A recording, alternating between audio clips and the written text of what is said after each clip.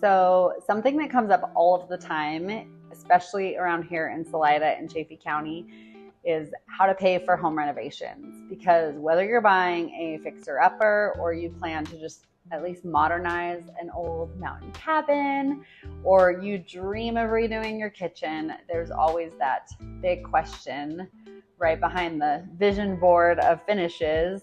How do we afford this, or how do we make it happen? And there are actually a lot of options. So some of them make sense and some of them don't. I want to walk you through the most common and best ways that people finance renovations and what to consider with each option so that you can pick what's right for your budget and your timeline. So if you stick around to the very end of the video, as always, I will have a piece of Colorado real estate advice for you. And this advice is especially helpful before you list your home. Timing matters more than you think.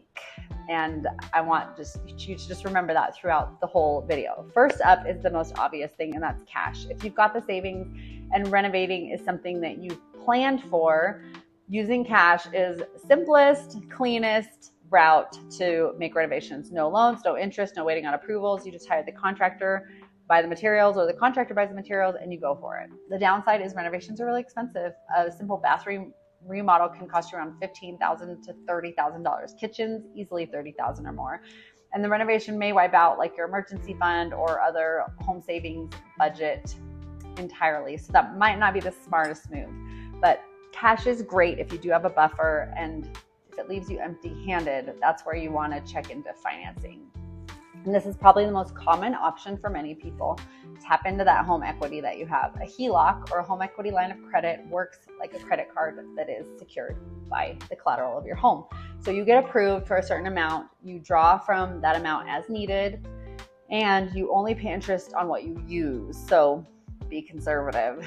But this usually is flexible and has a much lower rate than a credit card would have.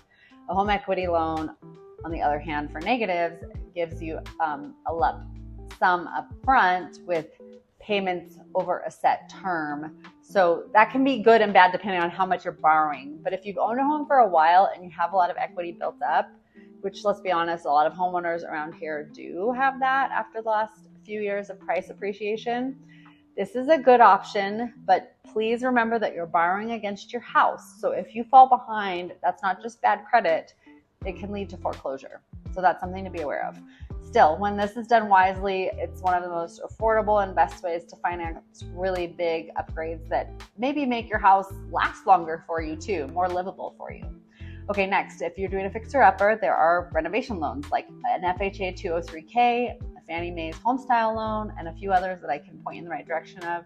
They are designed for people who want to buy fixer-uppers and get things renovated. And here's how that works.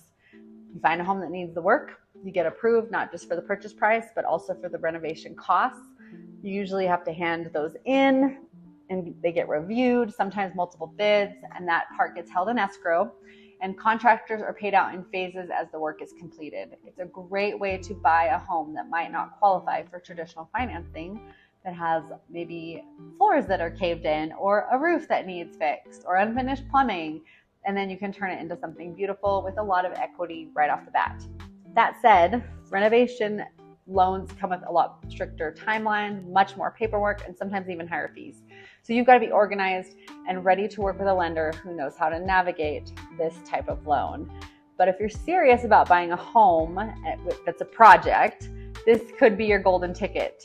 Okay, now we're getting into the option that I'd say is the use with caution category. Personal loans can be useful if you don't have a lot of equity in your home yet. But if you just bought it and you need some cash fast for something like a roof repair or an emergency heater fix, like the boiler goes out, rates are usually so much higher than a HELOC or home equity loan, but lower than credit cards still. And just know that these are unsecured loans, so the terms aren't always as friendly to the borrower. And then last, of course, are credit cards.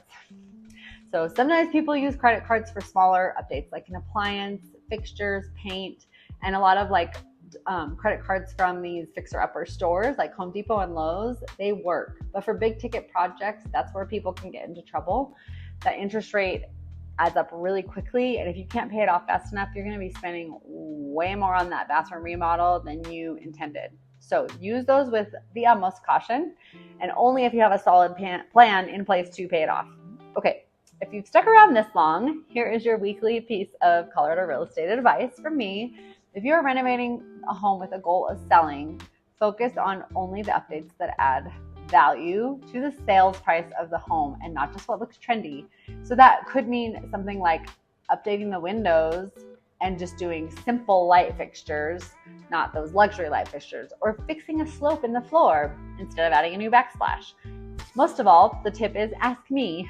I am aware of what buyers are looking for in the area because I'm looking with buyers all the time, and I can save you thousands in wasted time, energy, and upgrades.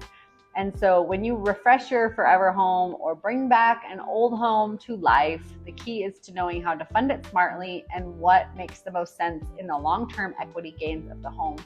If you want to chat through any of these options, or if you want to find a fixer-upper, I would love to help.